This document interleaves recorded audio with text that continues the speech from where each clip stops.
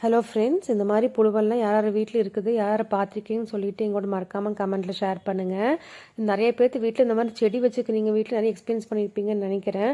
சரி, அதனால தான் சரி தெரியாதவங்களுக்காக நான் வந்து இது ஷேர் பண்ணலான்னு சொல்லிட்டு தாங்க இந்த வீடியோ போடுறேன். இதை பார்த்தீங்கன்னா மெயினாக இந்த பனிக்காலத்தில் அடீனியம், இந்த மாதிரி அரளிப்பூ செடி, நந்தியாவட்டையில் பார்த்தீங்கன்னா இந்த மாதிரி நிறையாவே நம்ம புழு பார்க்கலாம். அது மெயினாக வந்து இந்த க்ரீன் கலர் வந்து நிறையா இருக்குங்க. இது ப்ரௌன் கலராக இருக்குது. இந்த ப்ரௌன் கலராக இருக்கிறது பார்த்தீங்கன்னா இப்போ போன வீக்கில் பார்த்தீங்கன்னா என்னோடய அடீனியம் செடியிலேருந்து நான் எடுத்து ரிமூவ் பண்ணி போட்டேன். அந்த வீடியோ கூட நான் கீழே வந்து லிங்க்கில் கொடுக்குறேன், பார்க்காதீங்க பாருங்கள். அந்த ப்ரௌன் கலராக இருக்கிற புழு கூட நம்ம சீக்கிரம் ஐடென்டிஃபை பண்ண முடியுங்க. அந்த க்ரீன் கலர் பார்த்தீங்கன்னா சுத்தமாக நம்மளுக்கு அன்றைக்கே தெரியாது. ஏன்னா அந்த லீஃபும் க்ரீன் கலராக இருக்கிறங்காட்டி அது சுத்தமாக தெரியாது. சின்னதாக இருக்கிறப்ப சுத்தமாக கண்டுபிடிக்க முடியாதுங்க. இந்த அளவுக்கு நல்லா பெருசானதுக்கப்புறம் தான் கண்டுபிடிக்க முடியும். அதுவுமே பார்த்தீங்கன்னா அதோட வேஸ்ட் வந்து கீழே வந்து பிளாக்காக பால்ஸ் மாதிரி இருக்குங்க, ரவுண்டாக.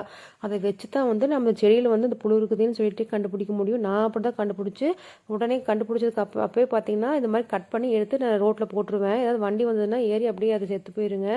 வேறு எந்த ஒரு ப்ரிகாஷன்ஸுமே நான் பண்ணுறது இல்லைங்க. அந்த மருந்தடிக்கிறதோ இல்லை வந்து வேறு ஏதாச்சும் பண்ணுறதோ எதுவுமே பண்ணுறதில்ல. நான் இப்படி தான் பண்ணுவேன். இதை நம்ம பார்க்காம விட்டால் பார்த்தீங்கன்னா செடி அப்படியே ஃபுல்லாக முட்டை அடிச்சு விட்டுருங்க. வெறும் குச்சி குச்சியாக மட்டும்தான் நிற்கும்.